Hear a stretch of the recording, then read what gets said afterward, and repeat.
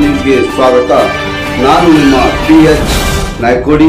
ಶಿವರಾಮೇಗೌಡರ ಕರ್ನಾಟಕ ರಕ್ಷಣಾ ವೇದಿಕೆಯಿಂದ ದಾನಿಗಳಾದ ಚೆನ್ನಯ್ಯರವರಿಂದ ನಂದಿಗುಂದ ಸರ್ಕಾರಿ ಹಿರಿಯ ಪ್ರಾಥಮಿಕ ಶಾಲೆಯ 27 ಮಕ್ಕಳಿಗೆ ಬರೆಯುವ ಪುಸ್ತಕಗಳು ಮತ್ತು ಪರಿಹಾರಗಳನ್ನು ವಿತರಣೆ ಮಾಡಲಾಯಿತು. ಕೊಡಗು ಜಿಲ್ಲೆಯ ಸೋಮವಾರಪೇಟೆ ತಾಲೂಕಿನ ನಂದಿಗುಂದ ಸರ್ಕಾರಿ ಹಿರಿಯ ಪ್ರಾಥಮಿಕ ಶಾಲೆಯ 27 ಮಕ್ಕಳಿಗೆ ಪುಸ್ತಕಗಳನ್ನು ಸುಂದರವಾದ ಸಮಾರಂಭದಲ್ಲಿ ವಿತರಿಸಲಾಯಿತು. ಇದೇ ಸಂದರ್ಭದಲ್ಲಿ ಡಾಕ್ಟರ್ ಸಂಪತ್ತು ಕೆಂಪೇಗೌಡ ಹಾಸ್ಪಿಟಲ್ ಬೆಂಗಳೂರು ಇವರು ಮಕ್ಕಳಿಗೆ ಆರೋಗ್ಯದ ವಿಚಾರವಾಗಿ ಹಿತವಚನ ನುಡಿದರು. ಮಕ್ಕಳು ಹೇಗೆ ಆರೋಗ್ಯ ಕಾಪಾಡಿಕೊಳ್ಳಬೇಕೆಂದು ಮಕ್ಕಳಿಗೆ ಆರೋಗ್ಯದ ಬಗ್ಗೆ ಕಾಳಜಿ ವಹಿಸಿ ಎಂದು ತಿಳಿಸಿದರು. ಹಾಗೂ ಪುಸ್ತಕ ದಾನಿಗಳ ಚೆನ್ನಯ್ಯ ಅವರು LIC ವ್ಯವಸ್ಥಾಪಕರು ಮಾತನಾಡಿ, ನಾನು ಇದೇ ಶಾಲೆಯಲ್ಲಿ 50 ವರ್ಷಗಳ ಹಿಂದೆ ಇದೇ ಶಾಲೆಯಲ್ಲಿ ಶಿಕ್ಷಣ ಪಡೆದಿರುತ್ತೇನೆ. ಹಾಗಾಗಿ ಇದೇ ಶಾಲೆಯ ಮಕ್ಕಳಿಗೆ ನಮ್ಮ ಕಡೆಯಿಂದ ಸೇವೆ ಮಾಡುವ ಅವಕಾಶ ಸಿಕ್ಕಿದ್ದು ನನ್ನ ಭಾಗ್ಯ ಎಂದು ನುಡಿದರು. ಮಕ್ಕಳು ಚೆನ್ನಾಗಿ ಓದಬೇಕು, ಚೆನ್ನಾಗಿ ಓದಿ ಮುಂದೆ ಬರಬೇಕೆಂದು ತಿಳಿಸಿದರು. ಇದೇ ಸಂದರ್ಭದಲ್ಲಿ ಪುಸ್ತಕ ದಾನಿಗಳಾದ ಚೆನ್ನಯ್ಯ ಅವರಿಗೆ ಶಾಲಾ ವತಿಯಿಂದ ಹಾಗೂ ಕರ್ನಾಟಕ ರಕ್ಷಣಾ ವತಿಯಿಂದ ಸನ್ಮಾನಿಸಿ ನೆನಪಿನ ಕಾಣಿಕೆ ಕೊಡಲಾಯಿತು. ಹಾಗೂ ಡಾಕ್ಟರ್ ಸಂಪತ್ತು ಕೆಂಪೇಗೌಡ ಹಾಸ್ಪಿಟಲ್ ಬೆಂಗಳೂರು ಇವರನ್ನು ಸಹ ಸನ್ಮಾನಿಸಲಾಯಿತು. ಹಾಗೂ ಇದೇ ಸಂದರ್ಭದಲ್ಲಿ ಶಿವರಾಮೇಗೌಡರ ಕರ್ನಾಟಕ ರಕ್ಷಣಾ ವೇದಿಕೆಯ ಕರ್ವೆ ಫ್ರಾನ್ಸಿಸ್ ಡಿಸೋಜರ್ ಅವರು ಹಾಗೂ ಬರೆಯುವ ಪುಸ್ತಕ ಹಾಗೂ ಪರಿಕರಗಳನ್ನು ವಿತರಣೆ ಮಾಡಿದ ದಾನಿಗಳಾದ ಚೆನ್ನಯ್ಯರವರು, LIC ವ್ಯವಸ್ಥಾಪಕರು ಹಾಗೂ ಡಾಕ್ಟರ್ ಸಂಪತ್ ರವರು, ಕೆಂಪೇಗೌಡ ಹಾಸ್ಪಿಟಲ್ ಬೆಂಗಳೂರು ಹಾಗೂ ಗಣಪತಿರವರು, ನಂದಿಗುಂದ ಶಾಲೆಯ ಹೆಡ್ ಮಾಸ್ಟರ್ ಹಾಗೂ ಶಾಲಾ ಸಿಬ್ಬಂದಿಗಳು ಹಾಗೂ ಅಂಗನವಾಡಿ ಟೀಚರ್ ಹಾಗೂ ಮಕ್ಕಳು ಭಾಗವಹಿಸಿದ್ದರು.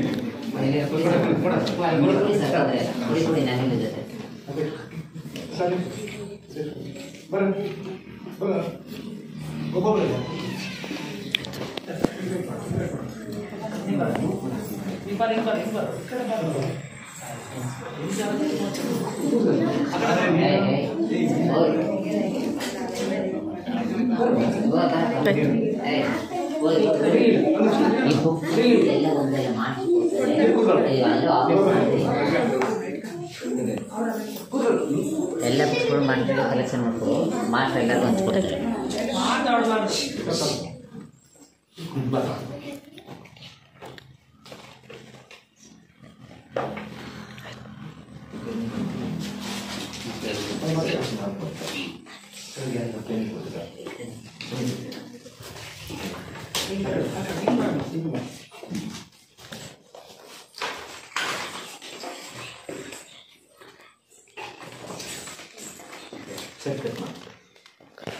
ಹೀಗೆ ಪಠ್ಯ ನೋಟ್ ಪುಸ್ತಕ ಕೊಡ್ತಕ್ಕಂಥ ಒಂದು ಕಾರ್ಯಕ್ರಮವನ್ನು ಹಮ್ಮಿಕೊಂಡಿದ್ದೇವೆ.